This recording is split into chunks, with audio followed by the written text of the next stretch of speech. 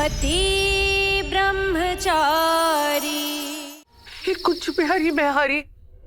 ईशा ने आकाश से शादी इसलिए की ताकि मेरा सूरज आईएएस बन सके। पापा ने ईशा के साथ इतना घटिया सौदा किया, अपने ईगो को इतना बड़ा कर लिया कि खुद की बेटी की जिंदगी ही बर्बाद कर दी। और बेचारी मेरी ईशा पता नहीं किस मिट्टी की बनी है, सब कुछ अकेले ही सहती रही। मैंने ईशा भाभी को कई बार छुप छुप कर रोते हुए देखा था। बार बार पूछने पर भी उन्होंने कभी वजह ही नहीं बताई। बेटी माना था उसे, और उस बेटी ने अपने बाप के सपने को पूरा करने के लिए खुद को कुर्बान कर दिया। पर मैं बाप ना बन पाया। इन बूढ़ी आंखों में केवल एक ही सपना था, सूरज आईएएस बने। उस सपने को ईशा ने सच कर दिखाया, उसे आईएएस बना दिया, नई ऊंचाइयों तक पहुंचा दिया, लेकिन खुद दुख के दलदल में डूब गई। ये कुंज बिहारी, जिस बहू ने मेरी बेटी का नाम रोशन किया, हमें समाज में मान सम्मान दिलवाया, मैंने उसकी इतनी बेइज्जती की, इतनी खरी खोटी सुनाई। मुझसे बहुत बड़ा पाप हो गया, बहुत बड़ा पाप हो गया। हे बाकी बिहारी, सूरज मुझे उसके पास लेके चल, मैं उससे माफी मांगना चाहती हूँ। ले चल बेटा। हाँ बेटा, ले चल हमें वहाँ। हाँ भैया, हम भी चलेंगे। हाँ देवर जी, हम भी चलेंगे। नहीं, अभी नहीं। वहाँ वो आकाश सोच रहा होगा कि वो ईशा जी से शादी करेगा, लेकिन अब मैं उसके साथ क्या क्या करूंगा ये वो सोच भी नहीं सकता। अगले 48 घंटे में ईशा जी यहाँ अपने परिवार के साथ होंगे। हम सब तेरे साथ हैं बेटा। अब बहू को घर ले आ। मैंने कहा ना पापा, सिर्फ 48 घंटे।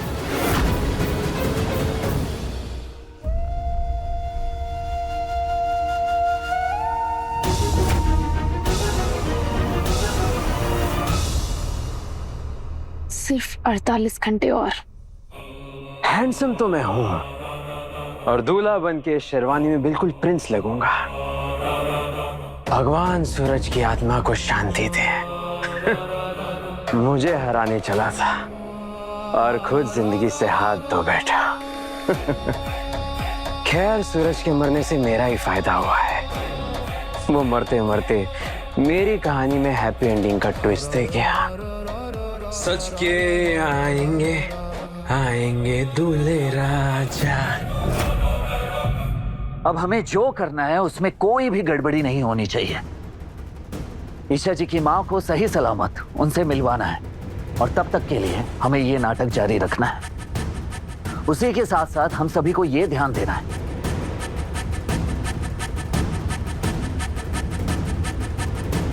वाह भैया, शाबाश, बहुत औसम प्लान है। हाँ भैया, एकदम परफेक्ट प्लान है। उससे पहले ये कैमरा हमें ईशा जी तक पहुंचाना होगा। मैं पहुंचाऊंगा ये कैमरा, तो मुझे दो। नहीं आ रहा, तुम नहीं। आकाश को देख के तुम अपने गुस्से पर काबू नहीं कर पाओगे। लेकिन सूरज मैं पहुंचाऊं। मुझे दीजिए, मैं पहुंचा दूंगा ना, क्योंकि मुझ पे कोई शक भी नहीं करेगा। ये ठीक रहेगा, लेकिन ध्यान रहे बंटे, हमें बहुत सावधानी रखने की जरूरत है। अपने जज्बात को काबू में रखना बंटे। अगर हमसे जरा सी भी चूक हुई तो हम कभी भी ईशा जी की मां को वापस नहीं ला सकेंगे।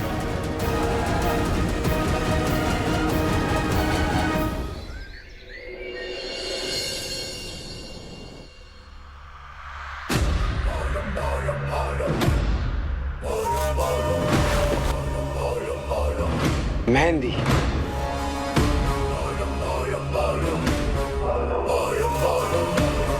आइए।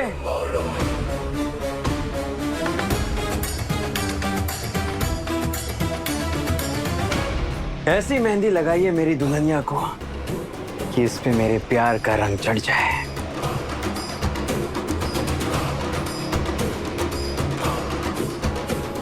आकाश, इन सब की कोई जरूरत नहीं है। पता है ना, हमने कोर्ट मैरिज करने का फैसला लिया है। कोर्ट मैरिज है तो क्या हुआ?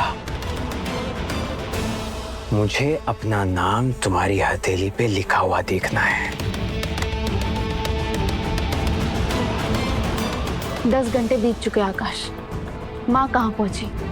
याद है ना, माँ होंगी तो ये शादी हो पाएगी, वरना मैं ना ही मेहंदी को टच करूंगी, ना ही जोड़ा और ना ही कुछ और।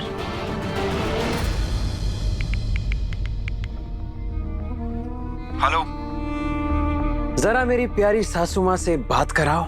जी सर, यही है। माँ, ईशा, माँ आप कैसी है? आप कहाँ पर है? आप ठीक है ना? मेरी बच्ची, मैं रास्ते में हूँ, सीधा तेरे पास ही आ रही हूँ, कल तक पहुँच जाऊंगी। माँ,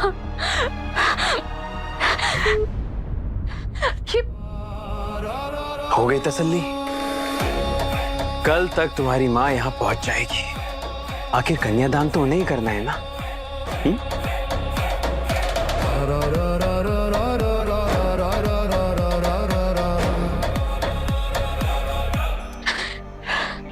थैंक यू कान्हा जी। एक माँ का ख्याल रखना, उन्हें अच्छी सेहत और खुशी देना। कल वो मेरे पास आने वाली है, लगता है अब सब ठीक हो जाएगा। कल मुझे मेरी माँ और सूरज दोनों मिल जाएंगे। Thank you.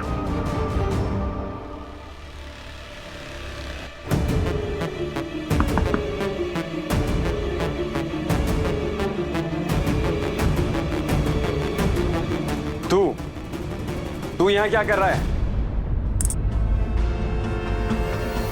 वो ईशा भाभी ने कुछ सामान मंगवाया था, वही लेके आया हूँ। सामान? ये बैग दिखा। हाँ, क्या है इसमें? इसमें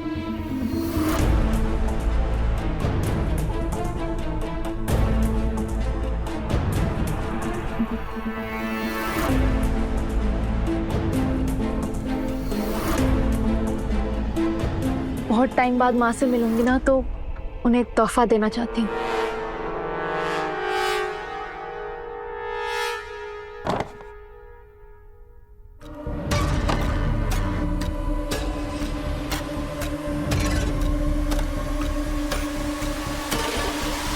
फोटो फ्रेम के हैंडल में हिडन कैमरा है, भैया ने भेजा है।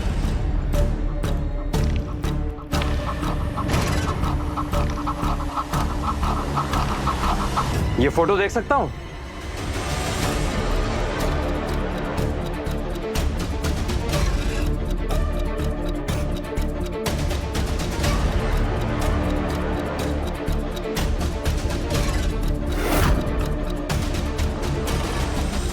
हे भोलेनाथ, कहीं आकाश को इस शादी के पीछे का सारा सच ना पता चल जाए।